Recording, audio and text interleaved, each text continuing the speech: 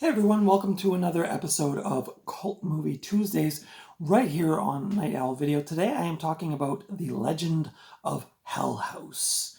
So I hope you stick around. We'll be talking about cast, production, critical response, my thoughts on the film, and a whole bunch more. So be sure to stick around till the end.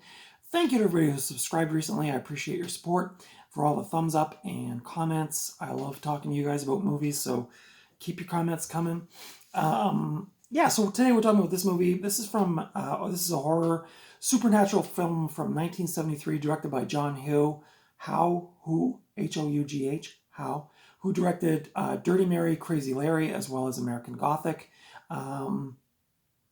This movie stars Pamela Franklin, who was a TV actor. She appeared in episodes of $6 Million Man, Mannix, Hawaii Five-0, and Love Boat.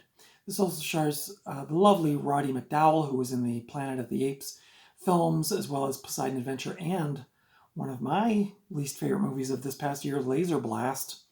Well, it's not from this year, but I watched it this year. This also stars Clive Revell, who, interestingly enough, and I didn't know this, was the voice of the Emperor in the theatrical cut of The Empire Strikes Back. He also did a lot of voice work for animated films, and it also stars Gail Honeycutt, who was in a lot of films I don't know, and a lot of TV shows I did not know, and she just recently passed away in August, so rest in peace, Miss Gail Honeycutt. The synopsis for this film is scientist Lionel Barrett, played by Clive Revell, and his wife Anne, played by Gail Honeycutt, lead a team into the infamous Belasco house, supposedly haunted by the victims of its late owner, a notorious serial killer. Though the rational Barrett does not believe in ghosts, the other members of the group do, including devout spiritualist Florence Tanner, played by Pamela Franklin, and psychic medium Benjamin Fisher, played by Roddy McDowall, who has been in Belasco House before and seen what horrors can befall those who enter it.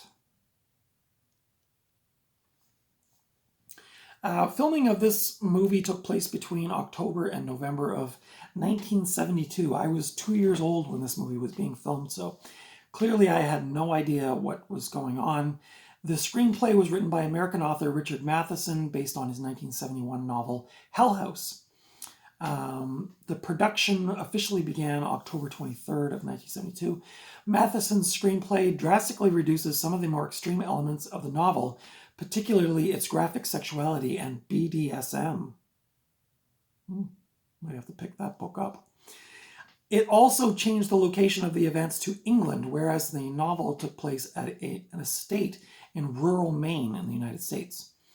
The soundtrack was done by Delia Derbyshire, who did the theme song for the Doctor Who TV show, and Brian Hodgson, who did the sound effects for the Doctor Who show. I assume the early on version. The unsettling tales of Emmerich Belasco's acts of debauchery and evil at Hell House were loosely based on stories involving occultist Aleister Crowley, allegedly. Whilst the film was released in the US with a PG rating, in the UK it curiously received an X rating at first. During the heyday of VHS, this film was considered highly collectible. I actually have the VHS somewhere. At the beginning of the pandemic, when everybody was getting all nostalgic, I got nostalgic for VHS tapes, and I started buying some tapes off of eBay and stuff. And one of the first ones I got was actually Legend of Hell House, and I paid way too much for that movie, but it's because I really wanted the movie in my collection, and the copy I got is just in pristine condition. It's beautiful, and was really happy to have it in my collection. I did find this Blu-ray a couple of months ago. About a month and a half ago when I was thrifting. This is the Scream Factory edition from, it says 2001. That can't be right. I'm not sure what year this came out. But this is the Scream Factory edition. I was very happy to actually find this because I have not seen this out and about thrifting. I found this at a Sunrise Records store. So yeah, really happy to add this to my collection. The critical response for this movie is that it received mixed reviews upon its release, though Roger Ebert and Leonard Maltin both gave the film great reviews. My thoughts on this film, again, I might be a little. It's weird because I didn't grow up watching this. I only watched this for the first time about 3 years ago. But my connection to this movie is that one of my favorite bands growing up was the Canadian band Skinny Puppy. And Skinny Puppy sampled so many lines from this movie and so many sound samples from this movie. And so it was weird for me because I was like, I found a website and it had all of the samples that Skinny Puppy used on all of their records. And I noticed that Legend of Hell House was a lot on the early stuff. So I was like, oh, I got to check that movie out. So I got the VHS several years ago, popped it in, and I was just like, oh, I don't know about you, but I really nerd out over that stuff. Like if it's like, oh my, like, I'm trying to think of another example. Like, but it's just basically like when you hear a song and you hear a sample from a movie, like when you finally see that movie, you're like, oh, that's from that song I love, you know? I think that's so cool.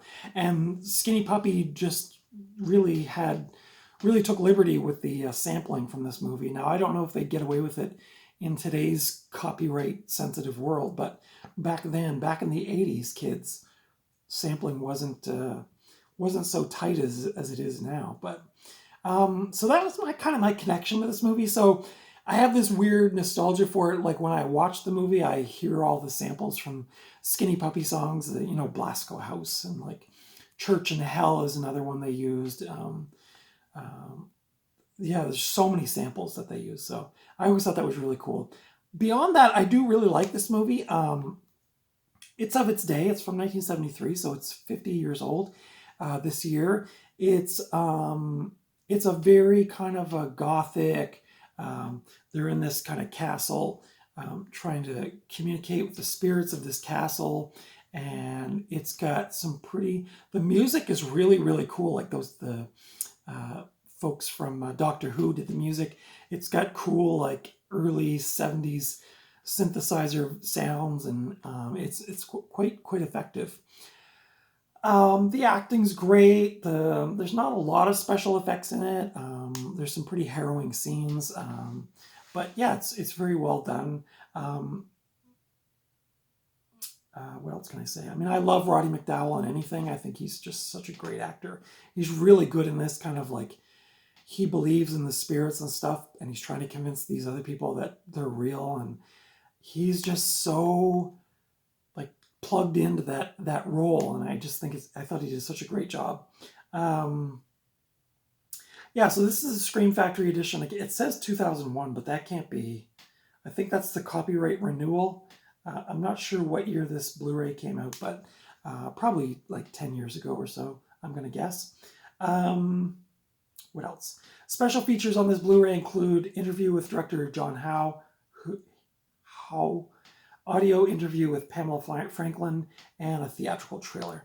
And I believe we'll look on the inside. The disc art is wicked. Look at that. That's really cool. It's a bit of I guess it's a bit of a play on this one. And then I think it has reversible cover art as well, which, Scream Factory is really good at doing.